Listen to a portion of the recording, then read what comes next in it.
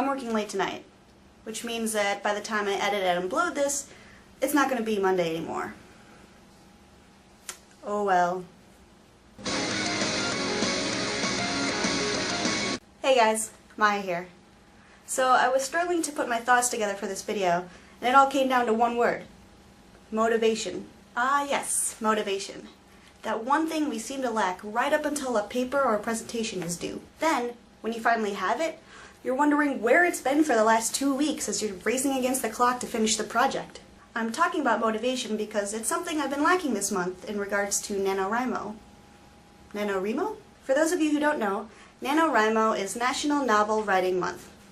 The goal of NaNoWriMo is to write a 50,000-word novel during the month of November. You may recall from my resolutions video, yes, that one of my resolutions this year was to participate in NaNoWriMo. It's something I've never done before, and it seemed like a fun and creative challenge for me. The idea is to start writing on the 1st of November. Well, guess when I actually started writing? November 2? No. November 3? No. November 4? You know what? Let me save you some time. November 10. I started writing on November 10, and I have roughly 500 words written.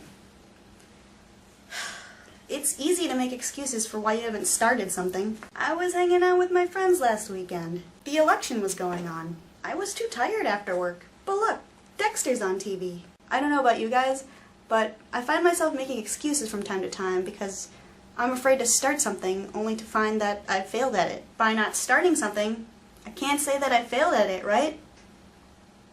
That's a terrible way to live your life, though. Imagine if Michelangelo had said, "I don't have the motivation to start a life of sculpting and painting." We would have never been able to enjoy such works as the Sistine Chapel or La Pietà or the David. Other artists would then have never been inspired by Michelangelo, and we wouldn't have all this great art that we have today. But how do you get the motivation to start? How do you go from a place of, "I'm scared to do this," to, "Hey, I'm doing it"? 2 things work for me. One is to find some inspiration. It could be reading a quote from a book or listening to some epic soundtrack music. In my case, I turned to Zay Frank's video, An Invocation for Beginnings. It's an incredibly inspirational video for people who feel like they're stuck in a terrible place between 0 and 1. If you'd like to check out that video, which I highly recommend you do, I'll put a link to that video in the description. The other thing that works for me is to make to-do lists. Not your typical list, like I need to do this and I need to do that. I'm talking about making lists that are easy to accomplish. For example, get up this morning. Check. Make to-do list. Check. Rent a camera. Check. By making a list of really easy things to do, you feel more accomplished when you complete them. And that may just be enough to give you the motivation to do the really hard things, like talk to a video camera. I'm not saying those tips work for everybody, but they work for me. So my question for you guys this week is, do you ever feel like you lack the motivation to do certain things, even if these are things that you really enjoy doing? How do you find the motivation to get started? If you have any ideas or stories you'd like to share about finding motivation, please let me know.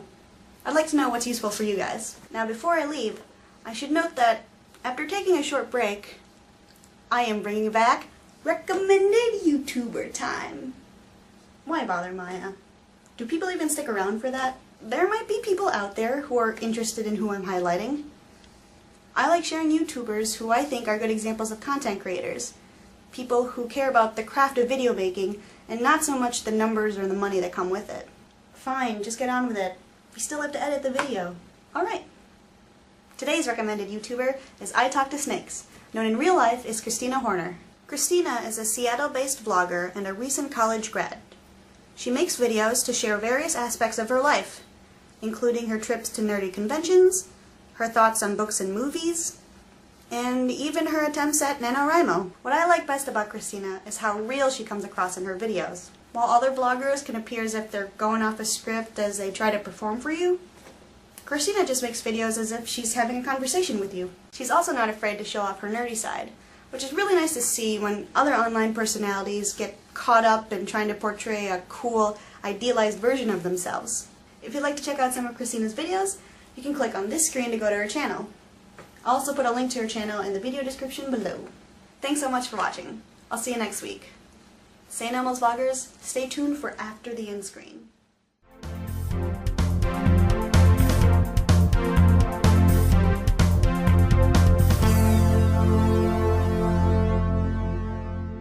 St. Elmo's Vloggers, don't worry if you haven't made a video for the Dear Past Self challenge yet. There's no deadline to complete it, so feel free to make a video response for that challenge when you have the time. I look forward to seeing your videos. Okay, bye.